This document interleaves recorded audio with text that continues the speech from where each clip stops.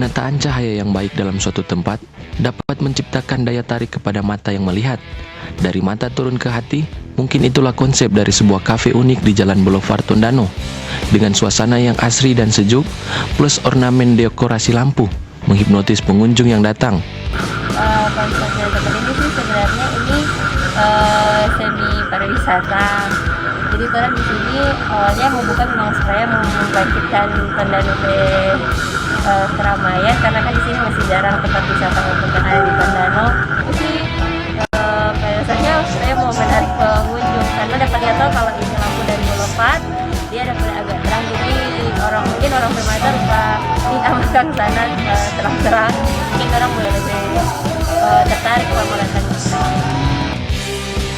Cahaya yang syahdu serta bunyi air kolam membuat suasana makin nikmat.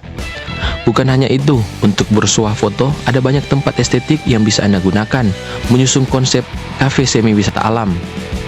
Anda bisa mengajak keluarga berliburan atau nongkrong dengan teman-teman. Suasananya lumayan bagus karena masih menyatu dengan alam, ada telaga, lampu-lampu segala macam ya, lumayan bagus. Musiknya juga bagus lah untuk nongkrong-nongkrong gitu.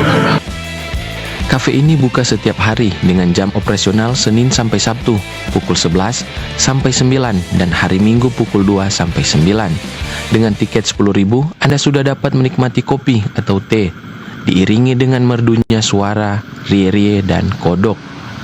Syandi Salangka melaporkan untuk Kawan Wa TV.